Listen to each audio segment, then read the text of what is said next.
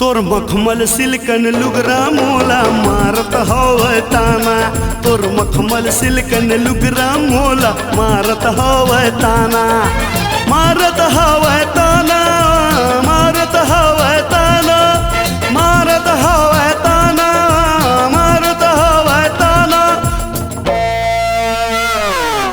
तोर कान के झुमका ढार मोला मारत हवै ताना।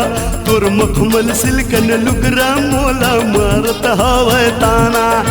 मारत हवै ताना, मारत हवै ताना, मारत हवै ताना, मारत हवै ताना। तोर गोरी गुलाबी गाल मोला मारत हवै ताना। तोर 16 साल जवानी गोरी मारत हवै ताना।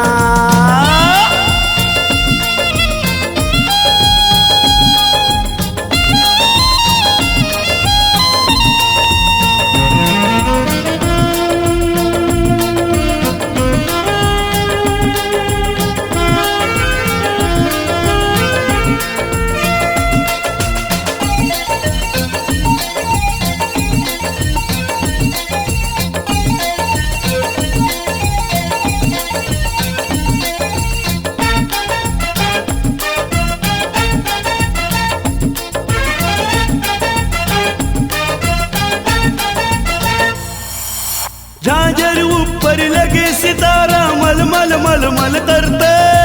पाटी पारे और तेल के गल गल गल गल करते।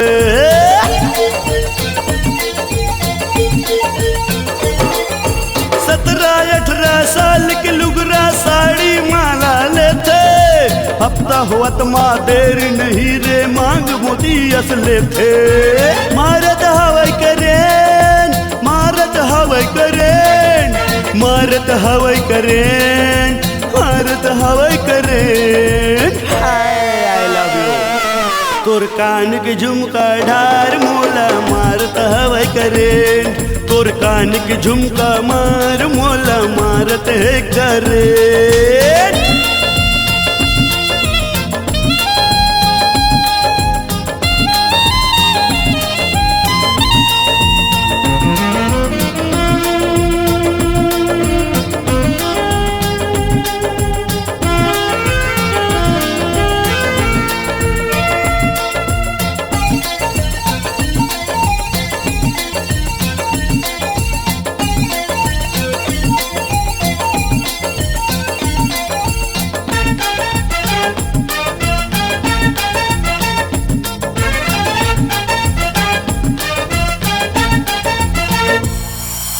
साथी मन संग बैठे जाते यानी बानी गुटिया थे।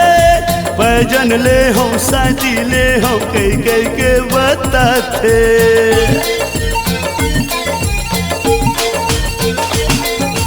ये दारी में सिल्कन पोलका ऐसे कट बनवाऊं। गज सिल छतिया तो पन सतरंगी मैं सिलवाऊं। मारत है करें, मारत है करें, मारत है करें, मारत है करें। दादा तोर गोलुआ गोलुआ गाल मोला मारत है करें। तोर मन के बात बात मोला मारत है करें।